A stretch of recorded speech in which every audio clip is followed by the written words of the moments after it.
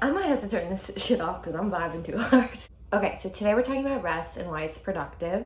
Number one, I always say this, you can accomplish everything that you've ever wanted, just not at the same time. Play it back. You can accomplish everything you've ever wanted, just not at the same time. And a nice journal prompt question to ask yourself while you're driving, whatever, I don't care. Asking yourself, what era am I currently in? And what era do I think I want to be in, but I'm not quite in yet? And the reason this is important to differentiate is because how you make your decisions is based on the era that you are in and the era you are working towards. And if you are constantly like avoiding the era you're in to focus on the era you want to be in, you're gonna have a disconnect. You're gonna be imbalanced, baby. Imbalanced. And that's not what we're trying to do. That is not how we rest in life and also enjoy it to its full capacity. That's just not gonna happen. So for example, I really want to be married and I'm gonna make an amazing wife one day. However, I'm not in that era. I am not in that era. And I know this because I understand that if I would date to marry now, it would be a failed pursuit because the era I'm in now is career, creativity, and friendship.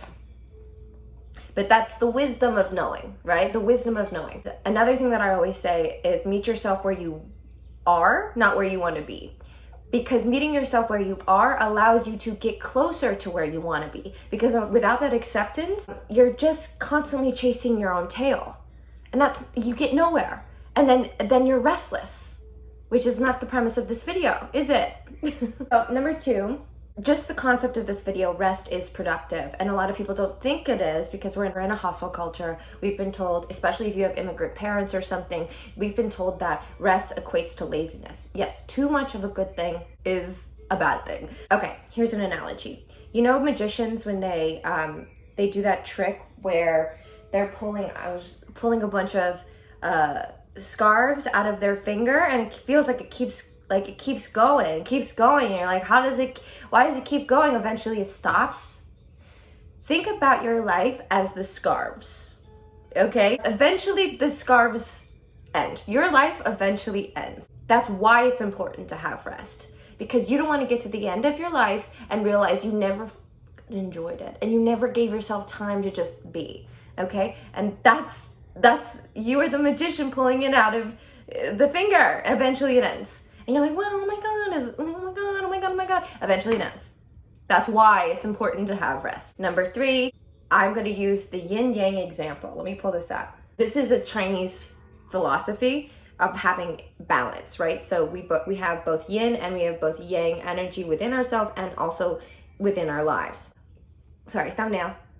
So yang, order, masculinity, day, be known, authoritarianism, fascism. Ooh. My love language. No, I'm just kidding. And then we have yin, which is the unknown. So known versus unknown. Yin, chaos, femininity, night, the unknown, decadence, nihilism. Okay. So the reason this is important to bringing rest into your life and making rest productive is because if you know that you are doing it in order to balance yourself, you're more likely to do it. If you say, I am resting right now because I require balance in my life, you're more likely to do it because your reasoning for things is so important. Your reasoning for it is so valuable. Your why is so important. If you're saying, I am resting because people on the internet told me to do it, people told me to live a soft girl lifestyle, people told me, or whatever, or because my body is burnt out. Like sometimes, like our brain doesn't love that logic. But if you're doing it because you are trying to lead a balanced life in the yin yang philosophy or whatever the case, I feel like you're more likely to do it. You know, I feel like you're more likely to do it because we need both order and we need chaos. And to some people, rest is chaos. Here's an example of yin activities and yang activities. It's so simple. You just ask, do I have more yang in me or yin in me?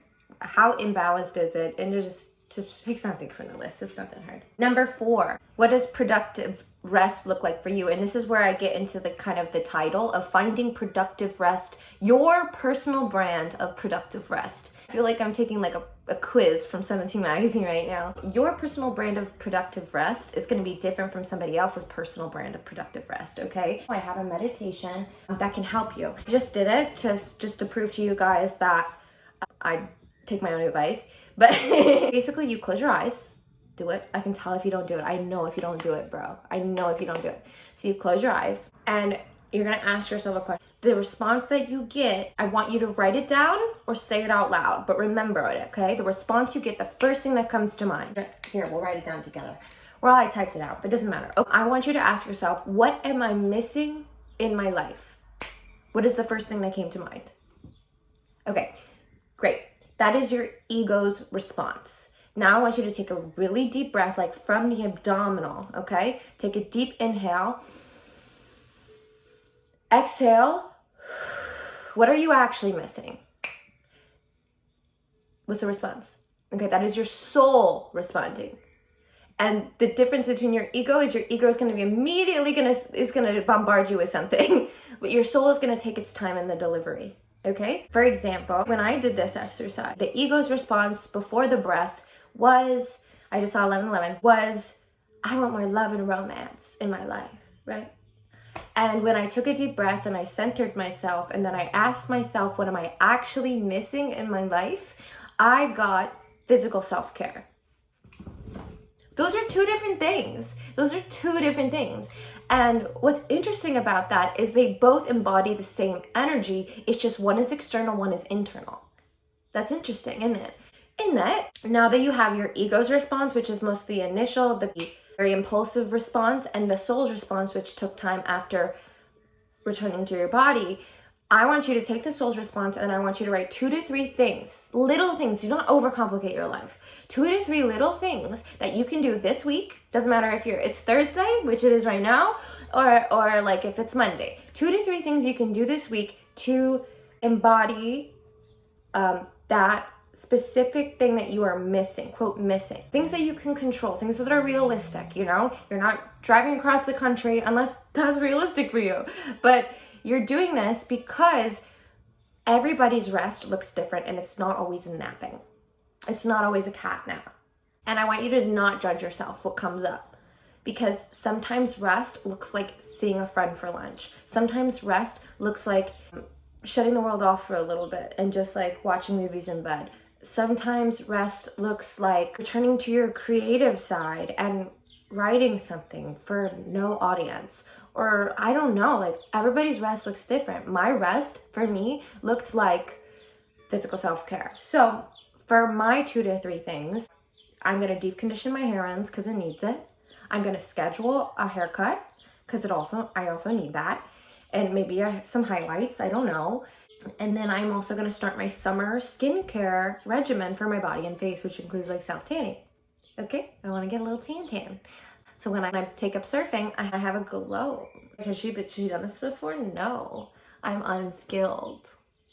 I hope this video has been helpful. I couldn't stop staring at my tits the whole time. Okay, because I'm not used to wearing bras or shirts that accentuate my titties. Okay, love you guys, bye.